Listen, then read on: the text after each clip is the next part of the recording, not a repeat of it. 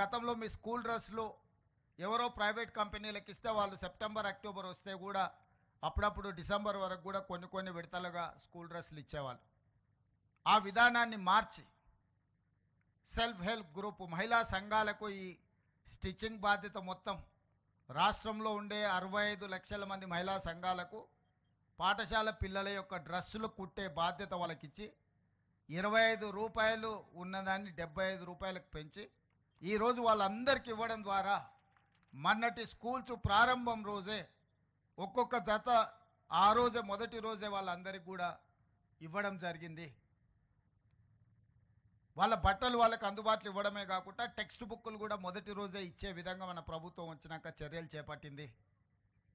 ఇదే కాకుండా ఈరోజు రైతులకు ఉచితంగా కరెంట్ ఇస్తున్నాం. పేదవాళ్ళకి ఇంటికి 200 యూనిట్లు ఉచితంగా కరెంట్ ఇస్తున్నాం.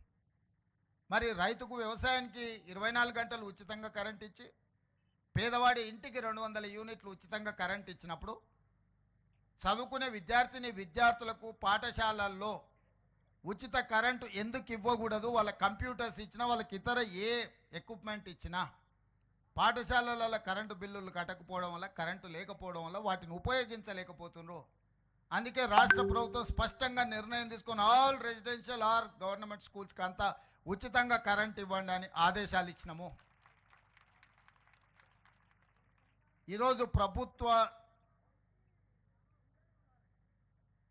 ఆధ్వర్యంలో నిర్వహిస్తున్న ఏ స్కూల్స్ కానీ కాలేజీలు కానీ ఏవైనా ₹1 కూడా కరెంటు బిల్లు కట్టాల్సిన అవసరం లేదు. వాళ్ళకు ఉచిత కరెంటు ఇవ్వడం ద్వారా వాళ్ళ విద్యా ప్రమాణాలు పెంచాలి అని చెప్పి ఈరోజు స్పష్టంగా మన ప్రభుత్వం నిర్ణయం తీసుకున్నది. ఇదే కాకుండా ఈరోజు డైట్ ఛార్జెస్ మెనూను కూడా మనం రిఫార్మ్ చేసుకొని ఒక మంచి డైట్ ఛార్జెస్ ఇవ్వడమే కాకుండా అధికారులను కూడా ప్రతిరోజు మీతో పాటు తినే విధంగా మీ బోధన సిబ్బంది, బోధనేతర సిబ్బంది, కలెక్టర్లకు, జిల్లా స్థాయి అధికారులకు కూడా నేను ఆదేశాలు ఇచ్చిన. ఖచ్చితంగా వారంలో మీరు 2 రోజులు 3 రోజులు ఈ పాఠశాలలు పర్టికులర్గా రెసిడెన్షియల్ స్కూల్స్ విజిట్ చేయాలా. విద్యార్థులతో కూర్చొని భోజనం చేయాలి. భోజనం యొక్క నాణ్యత ఏ విధంగా ఉందో రిపోర్ట్ చేయాలి. అదేవిధంగా ఎమ్మెల్యేలకు, మంత్రులకు కూడా వాళ్ళు ఎక్కడ క్షేత్రస్థాయిలో విజిట్లకు పోయినా తప్పకుండా పాఠశాలల్ని సందర్శించాలి అని చెప్పి ఆదేశాలు ఇవ్వడం జరిగింది.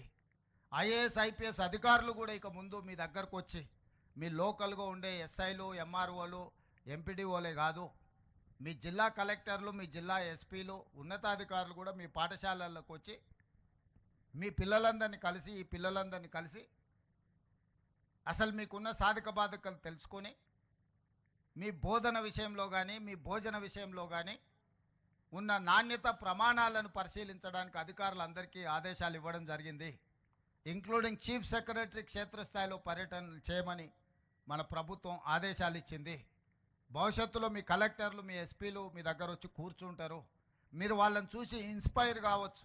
ఐఏఎస్, ఐపీఎస్లు అయితే ఏ రకంగా మీరు రాణించవచ్చో, భవిష్యత్తులో మీకు ఒక రోల్ మోడల్ ఉండాలి అని అంటే ప్రజాప్రతినిధులతో పాటు ఉన్నతాధికారులు కూడా మీ హాస్టల్స్ మీ దగ్గరికి వస్తే ఖచ్చితంగా వాళ్ళందరూ కూడా మిమ్మల్ని ఇన్స్పైర్ చేసే అవకాశం ఉంటుంది. వాళ్ళకు కూడా అందుకే ఆదేశాలు ఇచ్చినాం. ఇదే కాకుండా ఈరోజు డాక్టర్లుగానో, లాయర్లుగానో, ఇంజనీర్లుగానో, ముఖ్యంగా ఇంజనీరింగ్ సైడ్ ఎవ్రీ ఇయర్ మనం ఆల్మోస్ట్ 1,00,000 నుంచి 1,10,000 మంది ఇంజనీరింగ్ విద్యార్థులు పట్టాలు తీసుకొని బయటకు వస్తారు. ఉద్యోగాలు 10,000 మందికి కూడా వస్తలేవు. దీని కారణం ఏంది అంటే పట్టా సర్టిఫికేట్ తీసుకుంటారు కానీ వృత్తి నైపుణ్యం ఉండడం లేదు, స్కిల్ లేకపోవడం వల్ల. అందుకే ఈరోజు డిప్లొమా నుంచి certificate course, diploma course, degree course ఏది మీ సర్టిఫికేట్ వచ్చినా మీకు నైపుణ్యం లేకపోతే మీకు ఉద్యోగ ఉపాధి అవకాశాలు రావు.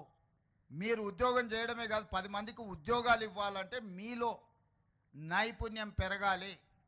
అందుకే తెలంగాణ రాష్ట్రంలో 75 ఐటీఐలను, ఇండస్ట్రియల్ ట్రైనింగ్ ఇన్స్టిట్యూట్స్ 50-60 సంవత్సరాల క్రితం మొదలు పెడితే వాటి సిలబస్ ఆ రోజుల్లోనే నిర్ణయించారు. ప్రపంచం ఎంతో వేగంగా అభివృద్ధి పదం వైపు నడుస్తుంది కానీ అక్కడ సిలబస్ మాత్రం మారలే. మనం పుట్టకముందు ఉన్న సిలబస్ ఈరోజు మనం అక్కడ ట్రైనింగ్ తీసుకుంటున్నాం.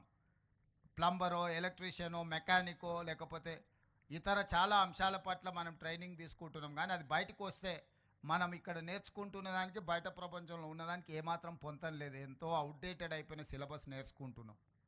అందుకే టాటా ఇన్స్టిట్యూట్తో మాట్లాడి, టాటా కంపెనీతో మాట్లాడి ఈ రాష్ట్రంలో ఉన్న 75 ఐటీఐలను ఏటీసీలుగా, ఏటీసీ అంటే advanced technology centres, skill upgradation, ఆ ఐటీఐలలో చేరుతున్న వేలాది మంది విద్యార్థులకు టాటా సంస్థ తెలంగాణ రాష్ట్ర ప్రభుత్వం కలిసి అప్గ్రేడ్ చేయడానికి 2,400 రూపాయలు ఖర్చు పెడితే, 2,400 కోట్ల రూపాయలు మనం ఖర్చు పెడితే 2,100 కోట్ల రూపాయలు టాటా కంపెనీనే ఖర్చు పెడుతుంది.